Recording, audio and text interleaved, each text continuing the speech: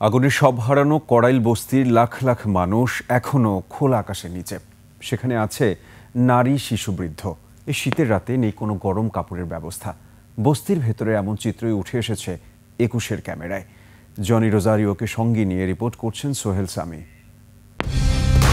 Colour expert, জর্জ স্যাপ এবং মাইল্ড অন হ্যান্ডস টেকনোলজি সমৃদ্ধ অরিক্স ক্রিস্টাল ওয়াশ আপনার লন্ড্রি এক্সপার্ট। ২৫ নভেম্বরের আগুনে মাথা গোজার ঠাঁই হারিয়েছেন রাজধানীর কড়াইল বস্তির অধিকাংশ বাসিন্দা। এরপর পার হয়ে গেছে ৩ দিন, এখনো খোলা আকাশের নিচে তারা। ছাই হয়ে যাওয়া ঘরের পাশে এভাবেই দিন কাটছে তাদের। আমরা দিন আনি দিন খাই স্যার, আমগুলো চলার মতো কোনো শক্তি নাই, আমরা খুব অসহায় স্যার। কড়াইল বস্তির একেবারে মাঝখানের চিত্র এটি। বেসরকারি উদ্যোগে কিছু প্রতিষ্ঠান সহযোগিতার হাত বাড়িয়ে দিলেও তা প্রয়োজনের চেয়ে কম।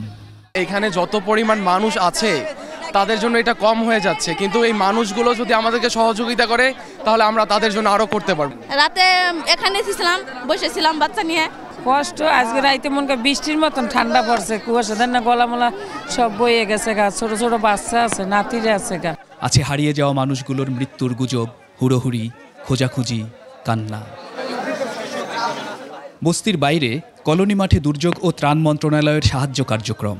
কর্মকর্তারা জানালেন সমন্বয়হীনতার কথা। বিভিন্ন ব্যক্তিগত সংস্থা থেকে এখানে কিছু কাজ করা হচ্ছে, অথবা আমাদের যারা অন্যান্য পলিটিক্যাল অর্গানাইজেশন আছে তারাও তাদের সাহায্যে এগিয়ে আসছে। তারা এইভাবে কাজ করছে, তাদের শুকনা কেউ খাবার দিচ্ছে, রান্না করা খাবার, খিচুড়ি, এই ধরনের আপনারা দেখে থাকবেন, সেটা হতে পারে। সেই বিষয়টা সমন্বয় করা কিছুটা আমাদের জন্য দুরূহ কাজ। কদিন পরপরই এমন আগুনের মুখোমুখি কেন হতে হয়? প্রশ্ন থাকলেও উত্তর জানা নেই কারো। সোহেল সামি, ২১ টেলিভিশন, ঢাকা।